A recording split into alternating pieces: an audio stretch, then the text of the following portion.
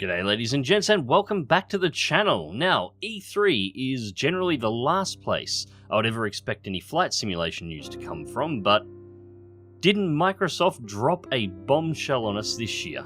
Now, like most people interested in civilian aviation simulations, I expected when Microsoft sold off the rights to Flight Simulator 10 to Dovetail Games, and the rights to Flight Simulator ESP for future development into what we know now as Prepared, that Microsoft was just getting out of the flight simulation genre, especially after the failure of Microsoft Flight and moving on to more lucrative, more mainstream projects. However, this year, they decided to make a comeback.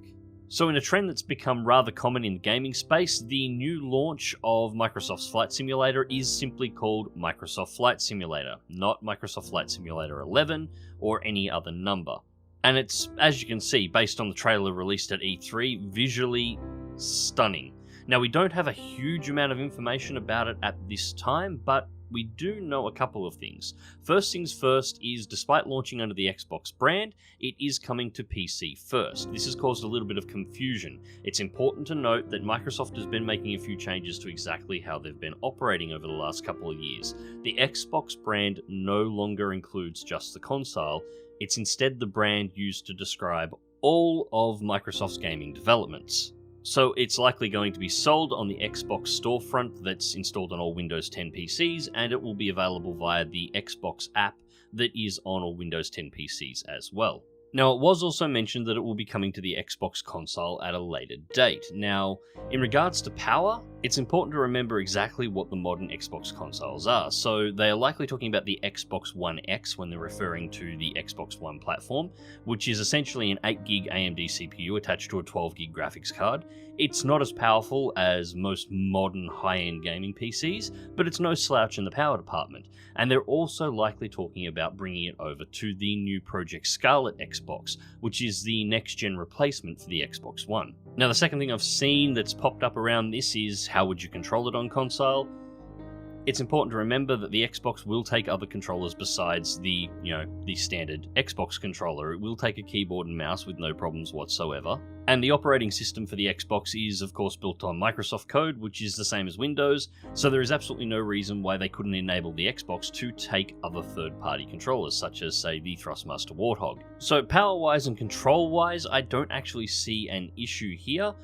Of course, how well it pans out will remain to be seen, but the important thing to note is it is coming to PC first, and it is, at least according to the information that's been released so far, going to be a full-on successor to Flight Simulator 10, built on a modern engine with a focus on realism. Now, another thing that's interesting that came out of this trailer is the map itself, which is stunning to look at, but how it's actually built. It's built on Azure AI. Now, what it seems to be doing is taking satellite imagery, which is likely coming from Bing Maps, and then using this imagery to process a realistic ground texture in much the same way as the ortho maps for X-Plane 11 process satellite imagery into extremely high resolution ground maps to increase the visual fidelity.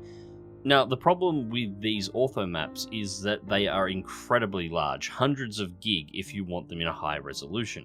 Now, having this kind of storage devoted to a map isn't possible for everybody, especially if you're looking to port a flight simulator to a console. However, Azure AI is directly mentioned. Now, Microsoft Azure is a Microsoft cloud streaming service that also has processing capability.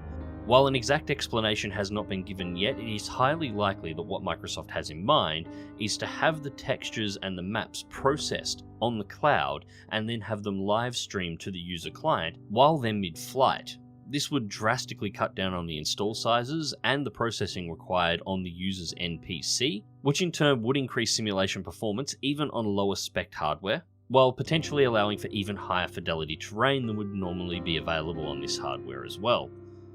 It does, however, come at the cost of a potential always online requirement, so I do hope that if Microsoft is going this route, and this is exactly what they're trying to do, that they allow the option to either live stream the textures in, or for a user to download the satellite imagery and process it into a map that they store themselves, in much the same way that Ortho works for X-Plane 11. I personally do not have a reliable internet connection, and so I'd much rather have the textures stored locally so that if I had any connection interruptions, it wouldn't interrupt my flight, even if it takes a couple of hundred gig to actually store the world map.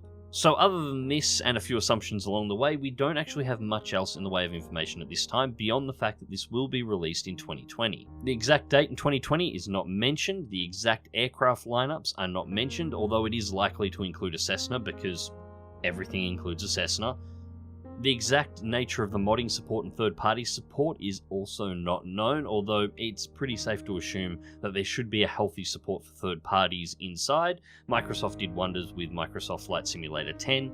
It is, in the current environment, extremely unlikely that they won't be opening up the doors to high-end third-party developers to develop for the platform. In regards to the console support, I personally actually think this is a really good idea. One of the major issues that flight simulation communities have always had, regardless of whether it's combat or civilian, is that they are fairly niche communities.